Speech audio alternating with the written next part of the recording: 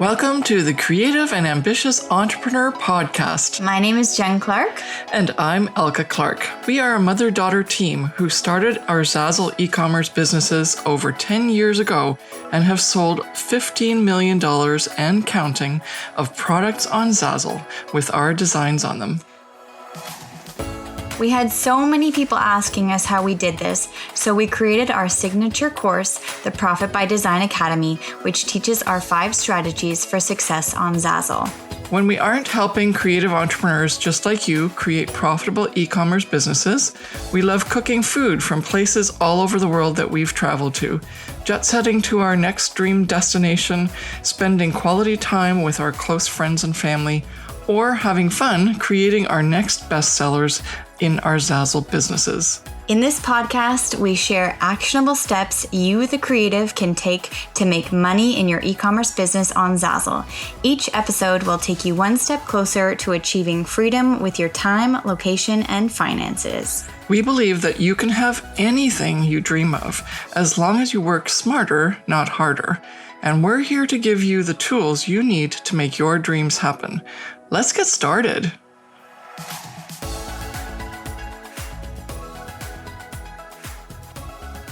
Well, hey there, it's Elka. And Jen, and welcome to another episode of the Creative and Ambitious Entrepreneur Podcast. And we're talking to you about mindfulness acts for the creative entrepreneur. And this is very important because studies have shown that if you are more mindful and you help use mindfulness as a way to center yourself and keep yourself aligned, you're going to be more productive, you're going to have a better outlook on life, and you're also going to be able to manage your business better, which is really key for online entrepreneurs. Mm-hmm. So we're going to cover some points today. We're going to give you some things that you can take away from this podcast so that you can start becoming more mindful in your daily practice. And it's really quite simple, actually. It's just remembering that these are things that, even though they seem simple and they don't just creating a corporate empire, you're just doing certain really small things, they're actually more important because they are having more effect on how your state of being is, how your mindset is, and it's allowing you then to deal with whatever comes along for the day. And that's really important when you're running your own online business. Mm-hmm. Okay, so the ones that we're going to cover today are meditation, journaling, be in the moment, and turn a negative into a positive. Mm-hmm. And we teach this all the time in our Creative CEO Mastermind. We teach it a little bit in our Profit by Design Academy, but the Creative CEO Mastermind is where we dive in really deep into these plus others. And what we love is the way the weight of people's shoulders goes down and the way they go, this is all that's needed. And then how good they feel after they start becoming more intentional and doing these things on a daily basis and whenever they're faced with situations that, move them into that stress mode. Mm-hmm. And understand how the mindfulness, when you're locked into that, can get rid of so many different things. If you look into the studies, there's actually even proof that some people who are dealing with a lot of mental issues in terms of depression and anxiety, they're actually doing better just by being mindful. Mm-hmm. So here we're going to just focus in on the fact that you can do this as an online entrepreneur, but especially with COVID and you're being alone at home and you're not as able to be out with people, even more so now than what you were before because you're working from home online maybe.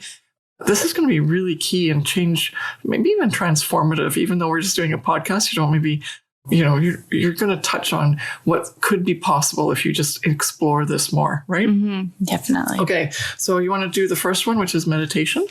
Sure. So meditation sometimes can be a little bit of a scary thing for some people because we have so many things going on in our brain and we feel like we can never fully shut off.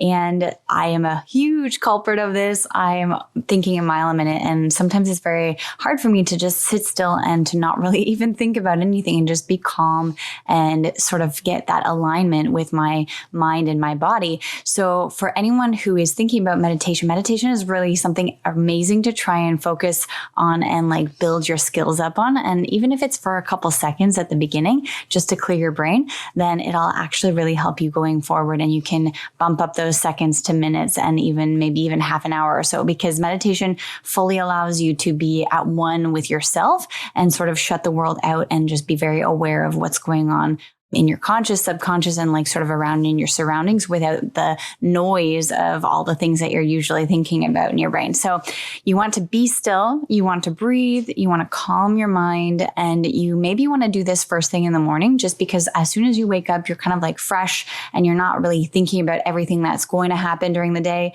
hopefully. But at the end of the day, you've got all of the memories and all the things that have been sort of present during those hours that you've been awake. And so your mind is much more active at nighttime. You might be tired physically, but your mind is thinking about all the things that you did that day. So when you first wake up is the best time to do the meditation, because you're sort of like starting fresh with a clean slate. And so this way you will also start the day off to a good start. Yeah, setting the mood, right? Yeah, setting the mood and having that feeling of being calm and a sense of like awareness of what you want to focus on during the day. But be really kind to yourself. Like Jen said, it doesn't always happen right away that you can spend 10 minutes meditating without being distracted by your own brain. Yeah. Yes. No, have a couple seconds even and just sort of breathe and feel, like take a deep, deep breath in and be calm and sort of try and still your mind. And even if there's, during this past year, it's been really difficult for people. It's been hard. We've faced a lot of hardships, situations and things that we haven't actually ever been presented with in our entire lives. So meditating is going to be difficult at the beginning because there's lots of stress, there's overwhelm, there's frustration, there's nervousness, there's uncertainty.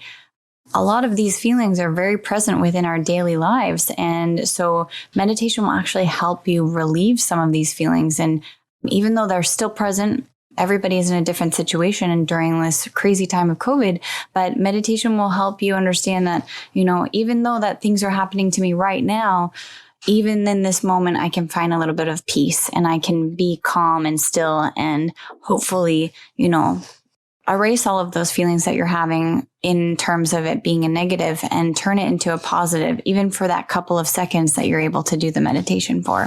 Mm-hmm. Yeah. And you can be as geeked out about meditation as you want to, or it can be just a couple of seconds where you're actually not thinking of anything else. You're just going to be still, right? Because you can be like, oh, I have to be, put incense on. I have to be on my yoga mat. I have to be cross-legged. All of those things are like different levels of meditation, but you can easily just do it even while you're still lying in bed in the morning. Just don't let anything come into your mind and do some breathing. That's all you really need to do to get started. And then you can get more and more sophisticated when it comes to how you're going to do the meditation. Okay, point number 2, journaling. So this one I'll take on. Sure. All right. So a couple of points that we want to cover. First off is allow the journaling not to be like, you can do a gratitude journaling. You can do all kinds of stuff. And we're actually going to touch on turning a negative into a positive more so in point number 4. But first, sometimes depending on your state, like, are you very troubled? Are you very stressed? Do you have to deal with a lot of anxiety and so on?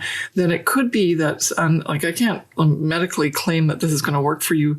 If you have anxiety, you've got to try all that kinds of things and get medical attention. However, what you can do is unburden yourself with negative thoughts. And that is one way that you can do journaling, right? Other ways are putting down some affirmations or putting down what you're grateful for, that kind of thing. But another way to do journaling is actually to do like a data dump. And the fact that you're you're doing this data dump where you're just writing thoughts, and then the thoughts on paper start to develop. And then so instead of you having something in your mind that you don't quite get, or you don't have your finger on it yet as to what it is, but it's bothering you and it's upsetting you and it's causing triggers for when you're in certain situations, that data dump type of journaling might be really helpful for you to get to the bottom of what it is that is troubling you, because I can't really articulate it yet because it's more in your subconscious than in your conscious mind. And until you journal and just let things flow and don't think about it too much and just start writing, you may not actually even tap into it. But once you do, you'll be surprised, right? You'll either be really surprised that this is what's troubling you because consciously you think, no, it's fine. I've already dealt with that. But if it's still subconsciously in your mind, this could be a huge wake-up call for you so that you can actually start to deal with what it is that's still troubling you and allow those emotions to come out rather than them being carried, and the burden of carrying them is within you and your mind. And we carry a lot of subconscious burdens. And I want you to have we both are going to give you permission today to do a little bit of that, to unburden yourself with these subconscious thoughts that are burdening you, that you might not even understand are truly burdening you. You're just kind of trying to do your best, right? Which we all are. But once you come to that conclusion as to how those thoughts might be actually affecting you, it's going to be a huge transformation because then you're going to be able to deal with them, right? Because right now you don't even really understand or know what it is that's troubling you in that regard. But when you start to be mindful and do this journaling, you're allowing your mind to provide you consciously what it is that your mindfulness is always thinking of in the background, right? And we don't want that to be part of the noise. You know how when you have like tinnitus and in your ears and it's hard to hear things because there's an extra noise? Well, this is what's the extra noise, is all these things that are troubling you so that you can't be as mindful. But once you start to deal with them, then the mindfulness will kick in and it'll actually start to put those into place wherever they belong. So you'll gain perspective. You'll also be acknowledged for the things that are troubling you that you were trying to put back because maybe they're not something you can talk about or share with anyone, or you're embarrassed because you don't want to have anyone know that this is what you're thinking. All of these things give you that permission now because you're going to do this in a journaling format. And I think this is going to be really cathartic for you. Okay. Now, obviously, at the beginning, and this is a caveat to doing the journaling, you're supposed to do this journaling like once a day in the morning, and you're just supposed to like tap into things. It's not supposed to be like like a 5-day seminar on how to get rid of every single thing that's bothering you in your minds and your subconscious. That's going to take time, and allow yourself to do it bit by bit so that it's not overwhelming. Okay. So understand that you don't have to solve every single problem the minute it arises. And you don't have to say, wow, I've got a lot of stuff going on that I need to deal with. And like, I should just go back to bed, because that's not what you want. You want actually to say like, oh, okay, so I'm getting closer to understanding what it is that's happening in my mind that's not allowing me to be the full present person that I really could be and should be, to enjoy this life and to be the best I can for others and for myself. All right. And that segues into being in the moment, which is point number 3. Have you heard about our Creative and Ambitious Entrepreneur Facebook group yet? Are you a Zazzle designer who is struggling to find a community where you'll receive training, content, and be able to connect with like-minded creatives who also want to crush it on Zazzle? Then the Creative and Ambitious Entrepreneur Facebook group is perfect for you. Joining is easy. Click the link in the show notes and we will see you on the inside.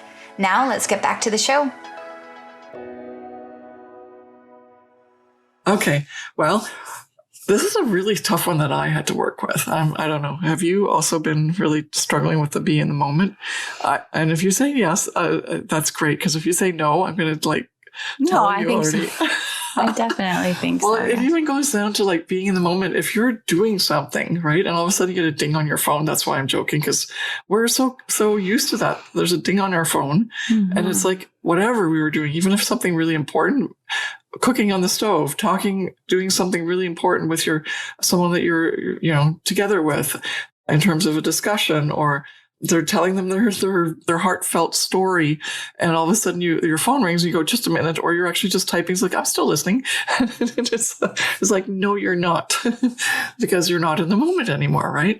And that's one aspect. But then the other aspect is intentionally be in the moment every day, because the other really important thing is that if you're not in the moment, then you're allowing the past, which is all your other thoughts, right? This thing that we talked about with the journaling, to come in to sabotage your day, because you're allowing the past to dictate what's happening right now. And then even worse, you're allowing the past to dictate what's happening now, and you're fearful for how that might be in the future. So you've got so much going on in your mind that you can't even like show up 100% while you're physically awake and doing stuff. And that is just a common thing that's happening throughout this world right now because of so many things that we have as distractions. And because of that, you've got too much noise. The tinnitus is just right there. It's just covering a lot of stuff, and you're trying to get through to what's really important. And then you're going to be so much happier, and you're going to be so much calmer. Nothing's going to faze you because you're just like in the moment. You're not bringing expectations in from the past. You're not defining your future. You're just going to let it happen, and you're going to be like right in the moment.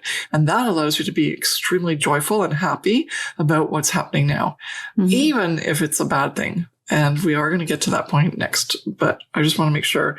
And so what you're going to do is, so what you can do besides just that intention to be mindful every day with full intention, but you can also do little activities that bring you into that state of mindfulness. And this is really good because they're little tiny things, take 5 to 10 minutes. And so even if you've had a rough day, you started the day okay, things happen, you're kind of like in that bad state again, you can easily take a walk for 10 minutes and then just promise yourself that in that walk, you're going to be extremely mindful of just what's happening. Footprints crunching on the leaves on the ground, birds chirping in the trees, and you can hear them in the distance. The fact that it might be like a beautiful spring day and you see flowers coming up from the ground, or it might be fall and you notice the colors on the trees, or it might be a cloudy, windy day and you feel the wind against your face, and then every so often a bit of moisture because a little bit of rain coming down. Those are the kinds of things that once you're doing that, you're certainly mindful. You're extremely all in the moment, and you're catching all the things that normally just go into our subconscious and go like, yep, leaves are turning color. Yeah, I'm walking, my foot's going one in front of the other. Like, so instead, be in that moment, enjoy it, live it, experience it, so that thought can also be within your subconscious for later, so that when you're doing your journaling, you're actually coming up with those thoughts rather than just all the negative stuff, which we sometimes just go like, our life is a mess. Everything is like so bad for us. No, it's not actually. There's a lot of good in the world. And it's just our way of focusing as to how we determine what that is, as to whether it's on the good side or on the bad side. Okay, so some other things could be like breathing exercises. Another biggie is connecting with someone. So even though we can't physically be with people right now, if you're still under COVID lockdown, you can connect by Zoom. That's why Zoom's been so important. And like any kind of video chat or a call or like text, not so much, but something where there's an interaction, immediate response from the other person, so that you've got some live chat going. That's, you can hear the other person, you can see the other person. That's a connection. And that is something that's really important in our lives. You can see that when seniors are very alone and isolated, they just deteriorate and degenerate, right? And you need contact, you need physical and emotional feelings that you can interact and exchange with other people. And this is really important and allows you to then connect. If you're completely mindful and 100% there for that in the moment, then that feeds your body, it feeds your health, it feeds your soul, because it makes life worth living, right? This is huge. And we forget that we don't have to just be on our computers and watch movies and reruns and, anything that is coming in at us digitally. We need that human connection, even if it is through digital Zoom. Okay, so that's that. And then now we're going to move into turning a negative into a positive. I'm sure you want to take that one on. Sure. Yeah. So you can't change what did or did not happen, but you can change your attitude towards the event or the situation. Yes. And so it's very true. Like, things happen to us all the time, good things and bad things.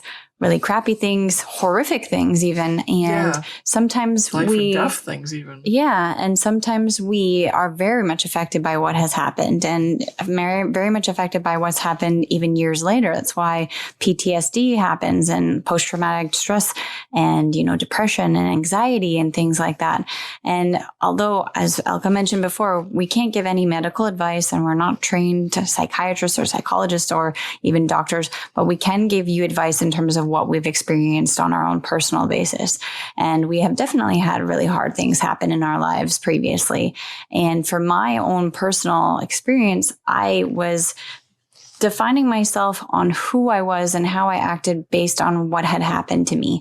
And that was not a fun road to go down because in the end, I was a negative person and I was a very sad person and a very depressed person. And I was just always, even if something good was happening, I was always reflecting on the past and how I never actually thought the future could be even better than, what had happened on multiple different occasions. Right. And I think that turning a negative into a positive, although it's really, really hard in that moment, once you get past that hump where it still stings and it still really hurts deep down inside, you can take your experience and you can say, I've lived and I've learned from that. And hopefully going forward, if something happens to me that's equally negative or even worse or slightly less worse, then I can take it with a grain of salt and say, hey, this is happening right now. I'm in this moment. I'm aware of what's going on. But moving forward, I have to realize that at the end of the day, can I take this information and help me become a stronger person? And help me understand how going forward I can be in a situation like this and not react the way that I did before, react differently so that myself, I'm taken care of. Because at the end of the day, you're the only person in this entire world who's going to take care of yourself fully, 100%. You can have people who look after you. You can have friends and family who love you and say things or, give you encouragement or motivate you. Or, if you're actually physically sick, they will help you, bring you chicken noodle soup or all of those things. But at the end of the day, you are battling with your mind, and your mind is a very powerful thing.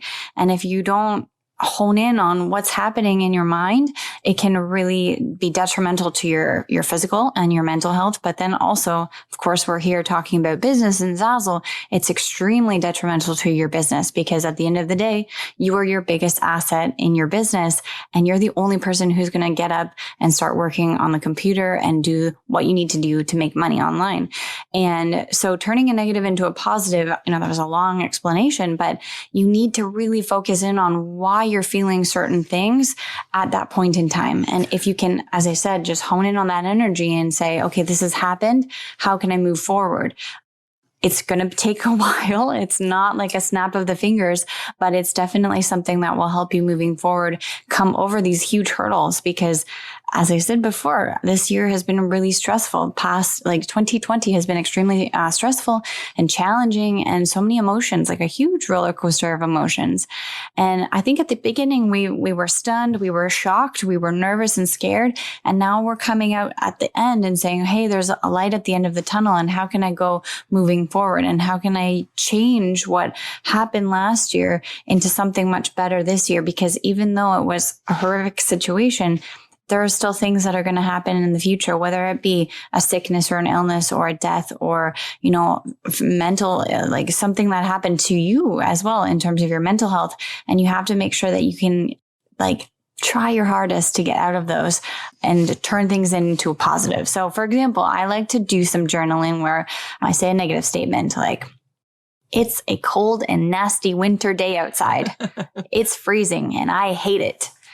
And then I would take a positive and say, hey, it's beautiful. The sun is shining and the snow on the ground looks amazingly gorgeous. And, there's nature happening. I can hear the birds and I have a beautiful view and I'm alive and I'm able to experience this wonderful day, even though it's cold and it's winter, but I'm still here and I'm able to enjoy it to the fullest. I know that was one example for something completely random, but general. But you can take a negative statement and always flip the coin and change it into a positive. Yeah. It doesn't negate the negative. That's really important because especially when you're dealing with more than just, it's cold outside, when you're dealing with really big issues and traumatic experiences. Yeah. but you don't condone them. You don't accept them that they, as punishment or for your whatever happened to you. It's more that you're just using mindfulness and this technique of turning a negative into a positive as a way to deal with the situation without it eating you up even more than what the situation is doing to yourself. And I think that's really important for you to understand, that if you choose to consider something good out of it, a learning, a teaching, a way of looking at it so that you can survive it and get over it and get past it, that's much more important than honing on the negative, allowing the negative to overwhelm you, take over your thoughts. Because, even if it turns into something that's terribly horrible, like maybe someone told you you have so many months to live, and this is really morbid, but like most people who are given that kind of news, they go through this process very fast because they realize it's not necessary, and they're wasting their time thinking of anything negative. They want to make the best of whatever they have left. And it's always that case, because you end up looking at what's the most important thing in your life, and you realize sticking to the negative parts and not looking at what's positive, since there's nothing you can do about it anyway, then you are choosing to live your life that you have left. And that's what we can take from situations that aren't so dire. And we can do that. Why are we spending so much of our time letting the negativity control us? We can still acknowledge that it's going to happen. We're not really curing it per se, if that's the case, but we are allowing us to be present in the moment and do the best we can with every day that we've got. And that's huge, because that's actually that's our mission statement on Earth, isn't it? And then we allow all these other things to get in the way. But if we can just be present, be our best selves every day, and be mindful of the joy that is in our lives, even if there's negativity, you've got it made. And whether you're like an online entrepreneur and being on like a business like we are on Zazzle, or you're just like a person that just wants to be the best they can be while they're here on Earth, awesome, right? So this is why we love this topic. We can talk about it for a long time. We can help you with more like the deep whys and how you can get into these mindset shifts. Obviously, I've mentioned a couple of times before with the Creative CEO Mastermind, it's a huge transformative event and experience that our students go through, which is really fun to see the change. But for now, you've got a huge amount of great information that you can now implement in your life to see if you can become more mindful so that you can be more successful as an online entrepreneur. So thank you so much for listening or watching. And we will see you in the next episode of the Creative and Ambitious Entrepreneur Podcast. Bye.